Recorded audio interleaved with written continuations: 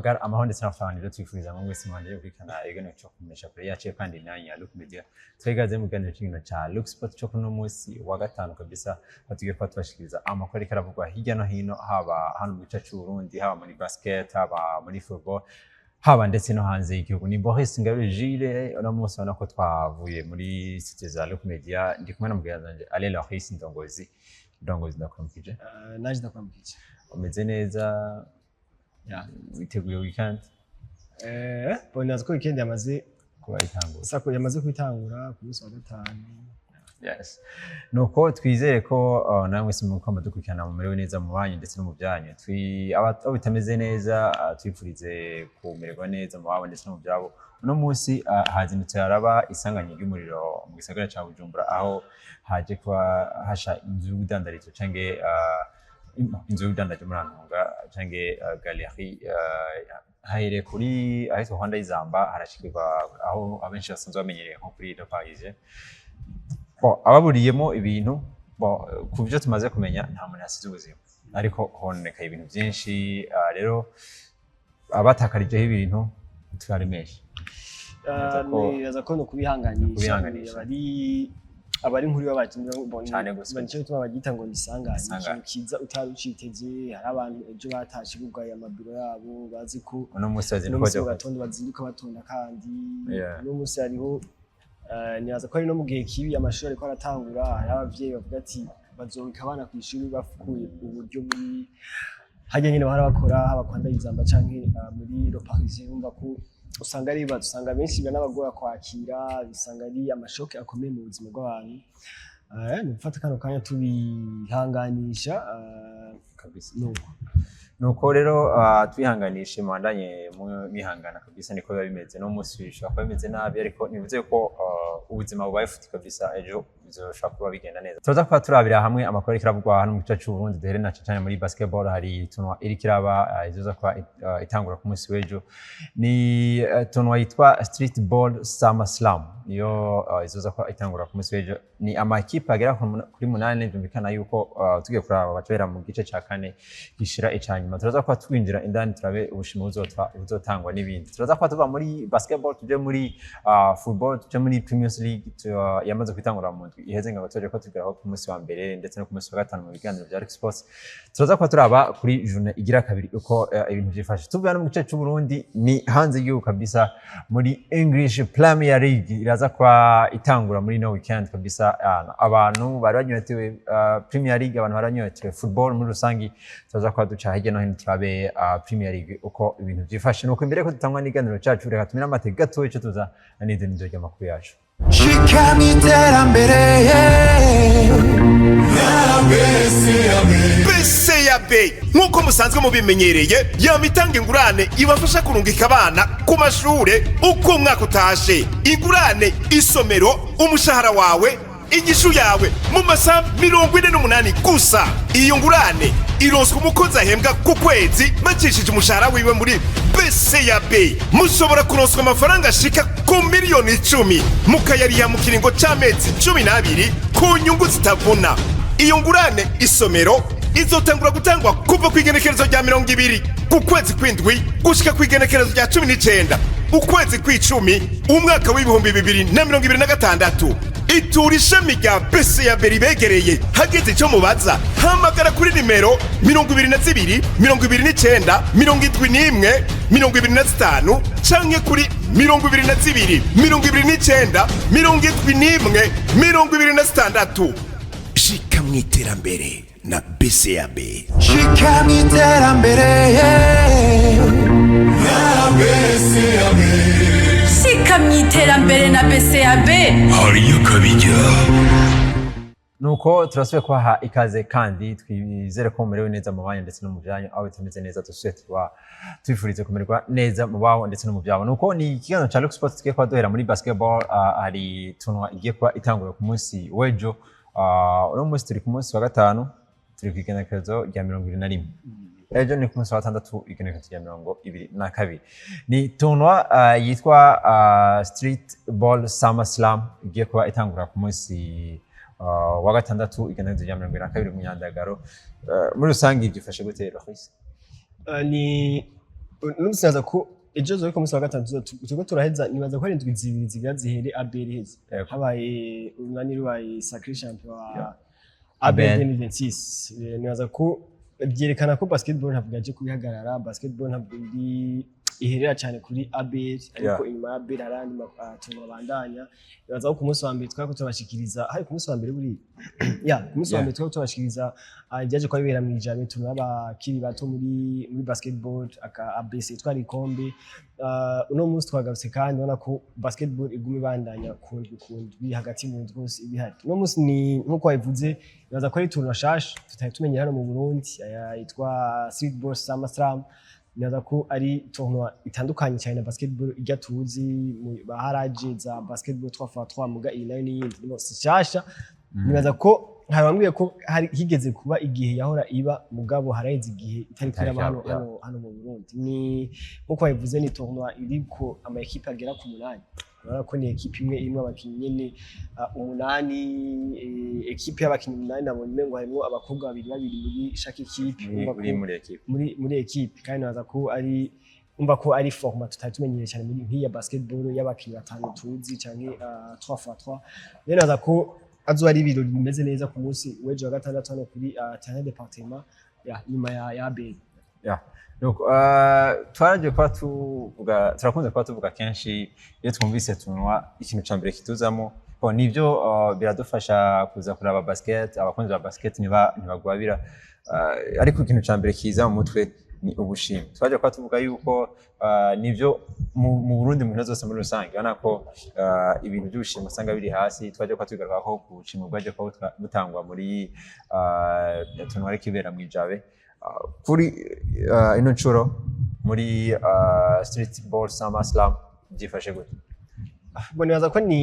antwa ubushimwe si ibyo maze kubona ubushimwe ntawo bigaya aho bigaya ari tono iza kuba ku munsi umwe gusa zo ku munsi wa gatandatu byose bizogenda biheze ubushimwe ubona ko equipe ya mbere izofise agashimwe kangana ni miliyoni 5 bako n'amafaranga atari make equipe ya kabiri izofise miliyoni 2 equipe ya gatatu izofise nuvuga ngo umiliyoni 1 umva ko ari ubushimwe antwa ku munsi umwe gusa kandi basketball uko rakina antwa no gushimira ubwizi umuntu yoshimye abantu bashize hamwe iyo ide bavuga ati reka ko ABL heze abakinyi ntibatahe baruhuke ubwo nyine tuzane iyindi tuntu rero naza ko muri rusanga zori tumeze neza na ma equipe 8 bafise aba captain 8 haro team naka aba captain 8 nibaza ko uno munsi ashobora kubavuga ni witwa haro team Rudolph timu ya mbere Rudolph naza ko bamuzi muri Remesha abenshi bamuzi ku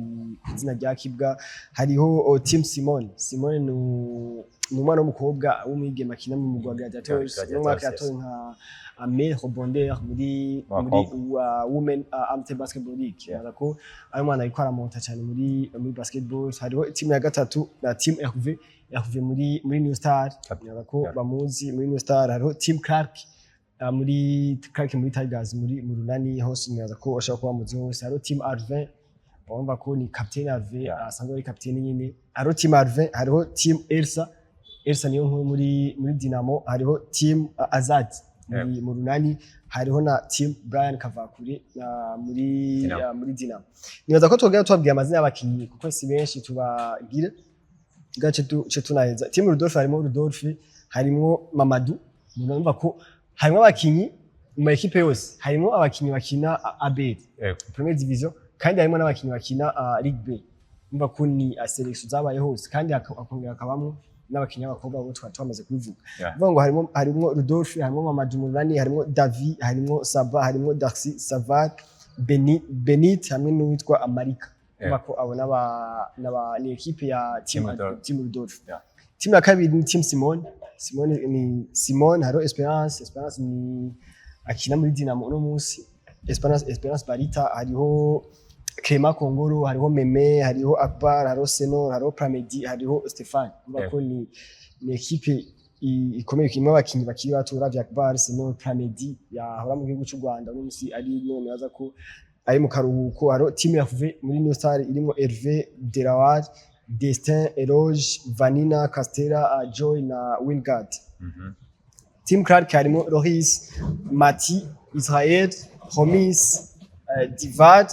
Beni, Belisa na Bukuru Elsa. Bukuru Elsa ni akina muri Ezipo. Team Arve harimo Arve Mbuyi, Ornel, Arve uwundi Arve aro Benjamin, Giren, Yvette na Rodrigue.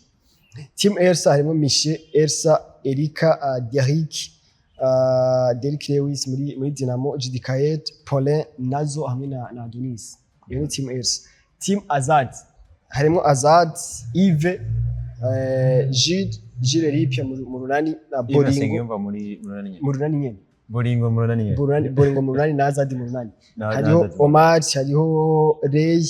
Ange na Dorin. Timu ya nyuma ni Team Brian harimo Brian Kavakuri. Brian azoba ari mu bakoci. Brian ntazokira. Nico kimwe muri Team Clark. Clark azoba ari mu bakoci. Team Brian harimo Giberi, Beni, Davi, Giberi, Beni, Dave, pana Dave, Carlos, Nokia, Santiana, James hamwe na Billy. Na abakinnyi azoba bari muri amakipe. N'abakoci nuko tutabagiriyeko. Muri Team ya Rodolphe abakoci azoba ari Gatuzo, muri Zipo hamwe n'uwitwa Dorin. Muri Team Simon coach azoba ari coach Maeli mu runani hamwe na Zed. Zed ni legend muri New Star. Asanzwe avukana witwa Prosper wo muri New Star nyene. Team RV abakoci azoba ari Fabrice no muri New Star. Azoba kumwe na Biko umufana runani azari nanyari muri coaching. Team Clark umukoci azoba ari Clark coach principal ari kumwe n'uwitwa Kivunde. Nibaza ko bamuza mu legend mu wa Kerne. Team Arvin capitaine azoba ari Belize Bebegate muri Rezipo hamwe na Jean Dinamo legend muri Dinamo. Team Elsa abakoci azoba ari coach Torres. Bon, baramuzi coach ya ni champion muri Dinamo y'abakobwa, entraîneur agent canke assistant wa Jeris mu bagabo harimo ari kumwe n'uwitwa Aniera. Team Azad umukoci azoba ari Gafyisi. Gafyisi azoba ari kumwe na coach Alexis mu runani nyene. Barasanzwe bakora mu runani. Team ya nyuma ni Team Brian azoba ari Brian coach ari kumwe na Savoka legend muri New Star. Umva ko head coach azoba ari Brian Savoka umasika. Umva ko nibaza ko barashizemo akaruho kuzana aba legend muri basket barabashira muri ntuzeni. Apart ivyo nibaza ko catubwira ko duheze hariho concours de dunk zizohaba, hariho concours y'ama 3 points azohaba kuva ku munsi w'ejo wa gatandatu kuva gihe cy'isaha 3 gushika kuri program uko imeze program kuva gihe cy'isaha 3 gushika igihe cy'isaha 10. Waje kubivuga ko azobazora muri quart de finale kubera ni equipe munani umva ko ni quart de finale ugiye kwiraho kuri program nako match imwe iri program ko imara 30 minutes. Finale izoza kuba igihe cy'isaha 9:20 ihere igihe cy'isaha 9:50 hama 16 bagire amahomies de prix. Kwinjira bwa mbere nari nzi ko azoba ari gratuitement mugabo amaprini nkandi nyene muri ABL. Umwana 5,000 ukuze 10,000 hariho n'itike ya 50 minutes. Naza ko ari ayo makuru kuri streetball Samastram. Nuko naza ko muri basket tubanza tukagarukiza hano dusimbire imbere ko tuba mu Burundi duce muri Primus League duce muri football.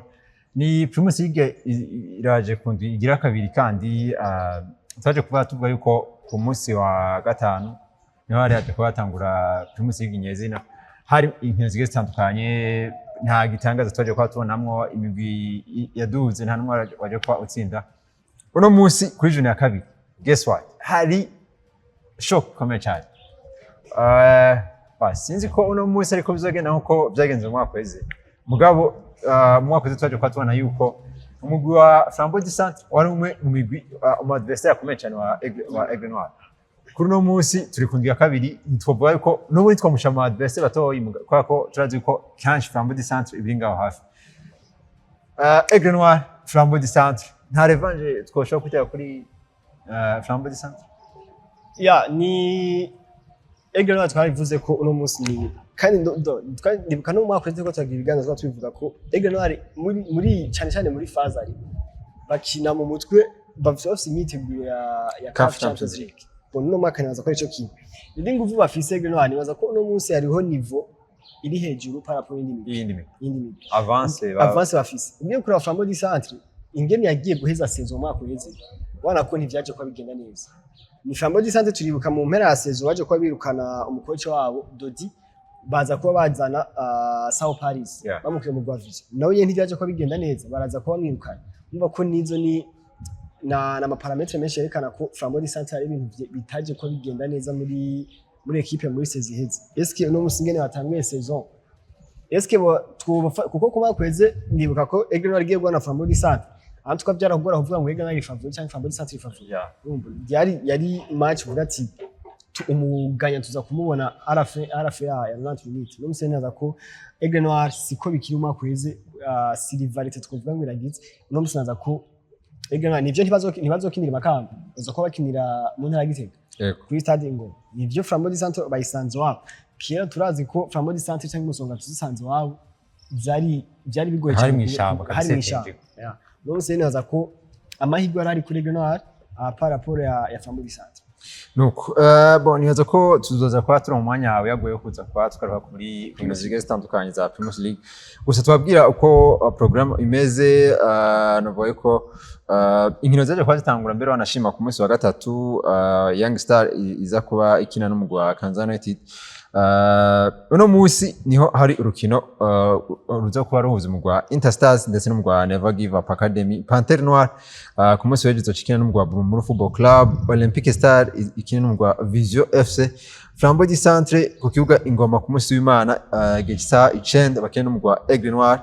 Nayo umugwa Vitaro ukina n'umugwa Ngozi City ku kibuga Urunani mu ntara ya Cibitoke ku munsi w'Imana nyene. Nayo umugwa Message Ngozi ukina n'umugwa wa Muzinga Football Club Gisa Icenda mu ntara ya Ngozi ku kibuga Urukundo. Navuga ko ane makuru tutabategurira hano mu gihugu cyacu Burundi ratumira amateka gato cyo tuza twabwira n'amakuru ariko aravugwa hanze y'igihugu. Nk'umunywanyi w'ibanki BCAB wo ufise ubwoba ko udashobora gusuma ata amafaranga wagendanye. Ibanki BCAB yamana bishasha. Twabazaniye ubuhinga bushasha bwo kuriha amafagitire no kubikora amafaranga. Mbega ubwo buhinga nubuhe hoho bukora gute? Nakamashini ko kuriha fagitire canke kubikora amafaranga ukoresheje ikarata nikene. Ati none mbega ivyo bigiye kutwungukira iki? Ubuzima bugiye koroha mu kutagendana umukagato w'amafaranga ku mufuko ngo havubura n'abagizi ba nabi bakayakwiba. Ikindi congeye ko kuri ico nuko ushobora kubikora amafaranga yawe kwishami rya ryo ryose rikwegereye rya BCAB utirura ruhishwa no gutonda umurongo ngo havushikirwa warushe. Ibanki BCAB kumwe namwe aho muri hose. Shika mu iterambere na BCAB.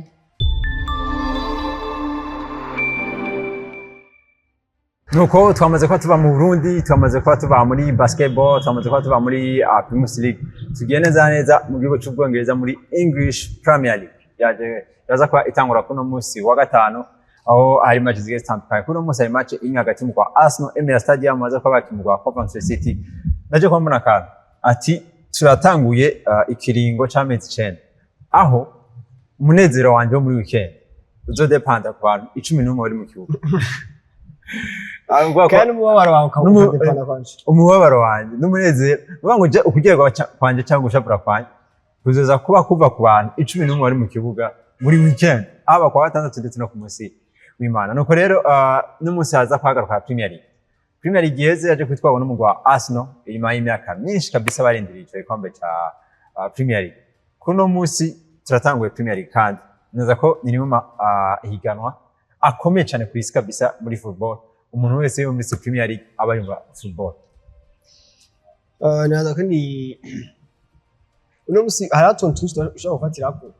Ubwo ati abantu bose benshi baritize Premier League. Naje ko mbura akantu gato yagasanze. Ngiye kuraba amafaranga imigwe muri Premier League ikoresha muri okritima mu gutegura season ikwirikiye. Yego. Nawo ufata amandi marigi ajya ane akomeye bo. Uno musavuga rese bwa championnat ya Premier League, Liga, Serie A, Bundesliga, Liga. Ucu ufata izo zine zisigaye. Ntibashobora kuyashikana amafaranga ya Premier League ikoresha mu gutegura season yabo. Kandi ugiye kubiraba naho season iba yaheze. Ukagenda kuraba amafaranga imigwe muri Premier League yinjiza amadora TV n'ibindi bitandukanye. Uyateranije ugafata ziriya equipe zindi zisigaye zo mu yandi manze zishobora kuyashikana. Naza ko akora akaruka kamwe gashobora kwerekana ko na Premier League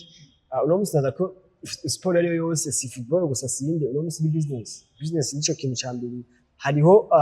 ikintu sportif mugare yindi côté business ya iri muri sport ariyo yose no musi. Premier League yegarutse n'abantu benshi baba bayihanze amaso, abantu benshi cyane ama societe akomeye ku isi abahanze amaso ama sponsor bagira ibiki n'ibindi bitandukanye. N'umunsi ni même niveau sportif naza ko Premier League en tout cas no musi iri kuri niveau yindi competitivité muri championnat sico kimwe no muri La Liga sico kimwe no muri ndana no musi ni en tout cas inyuma y'amezi agera kuri 3 championnat ya Ligue yo mwaka uheze umwaka w'inkino uheze iheze no musi y'amezi 3 aje kwa bagaruka banahera kuri equipe champion Arsenal de Ghana zaza kwakira Coventry City no musi ni Frank James Lampard azasubiye Emirates Stadium nza ko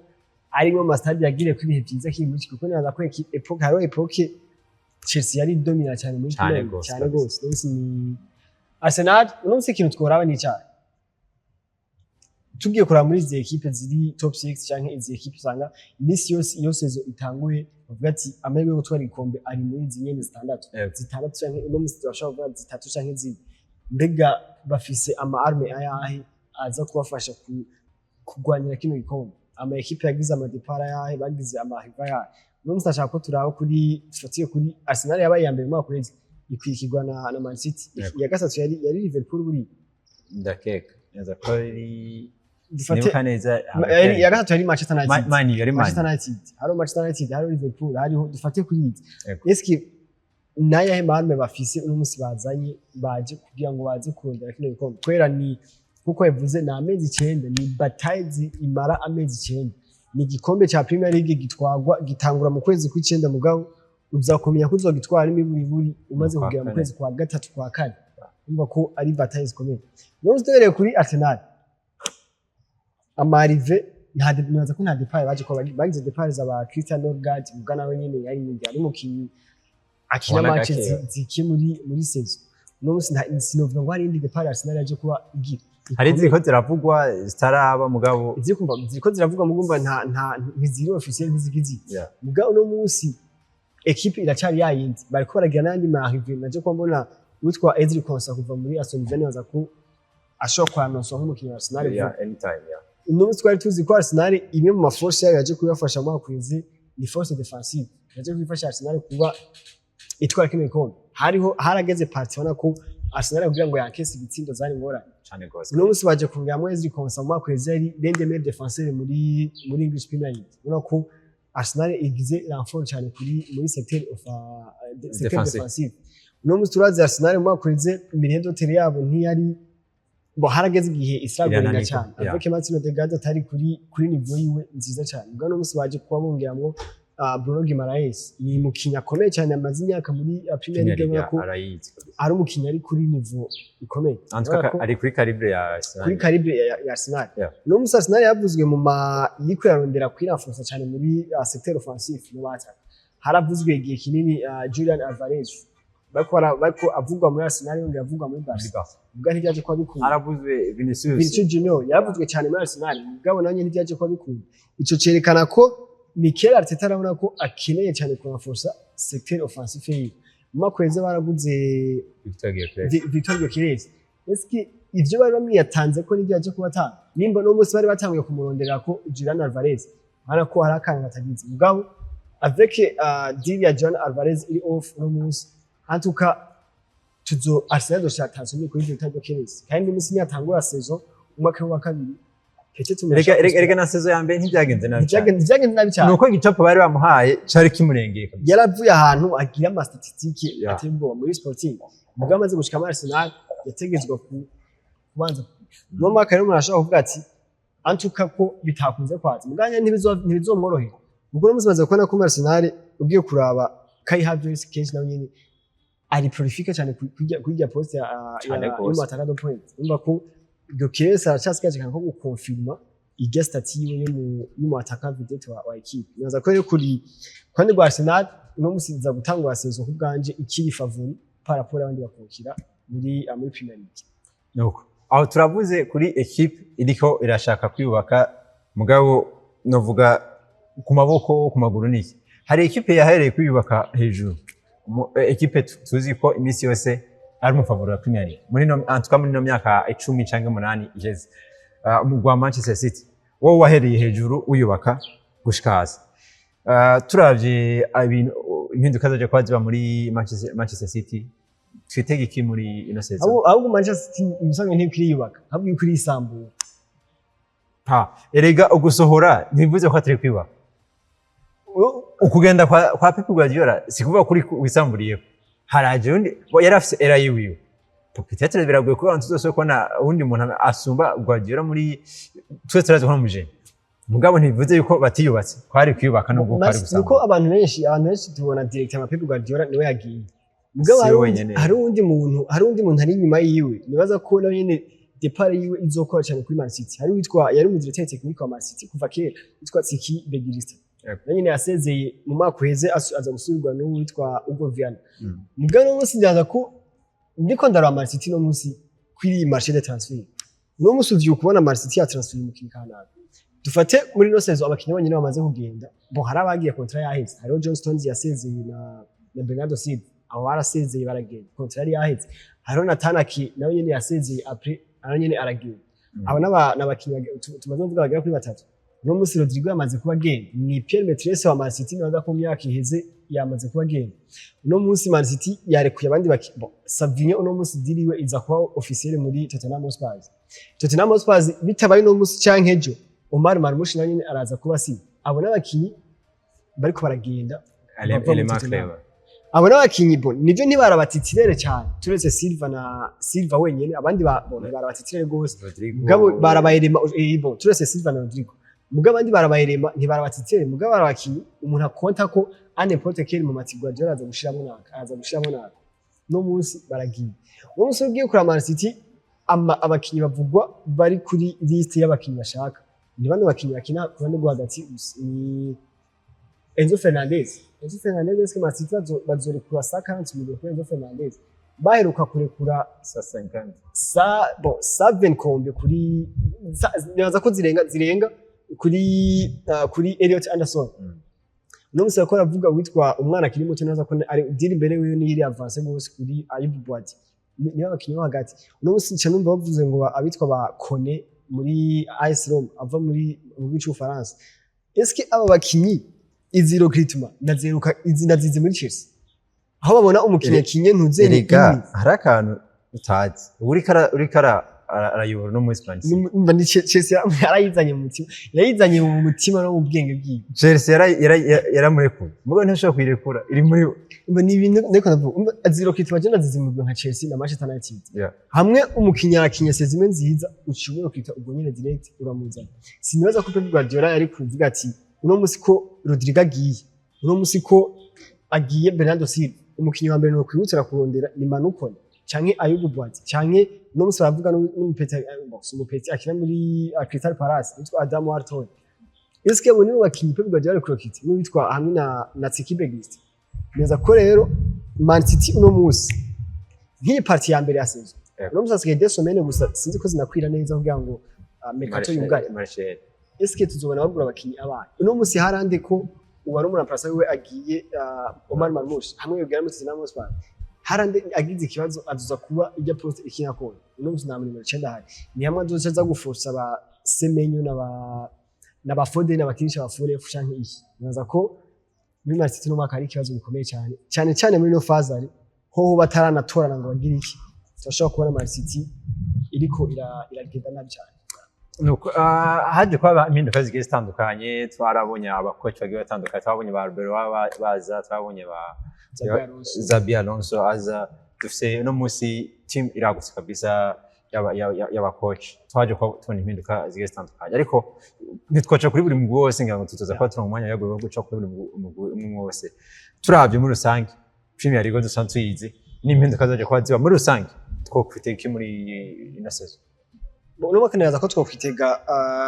zankino nyene zigize zankino ziri zamashe ziri competitive no musi ama equipe yose muri Premier League turamaze imyaka 4 ingahe tubona ama equipe ajya twita matoyi nubwo atari matoyi yinvestise amafaranga nayo mu baki hari imigwi yinvestise amahero gati kabisa muri Premier League ni sawa no musi mu gwa Sunderland ntutinya kugura umukinyi miliyoni 50 ari mu gwa Sunderland umva ni birerekana ko ni imigwi bafite objectif imigwi bafise nze no mwaka tugiye kubona Premier League antuka izoba iri dispute gose bamaze kubivuga abakoci ni bashasha kandi n'abakoci ubona ko bakiri jene bose n'umunsi n'abakoci bakije cyane muri izo equipe ziri hejuru Ega dushaka duhere hejuru hejuru no musi tuza hejuru ni Arsenal nta bihari ni Arsenal no munsi avec Mikel Arteta neza ko si imyaka myinshi afise Enzo Maresca si imyaka myinshi afise no munsi Xabi Alonso nuko nyene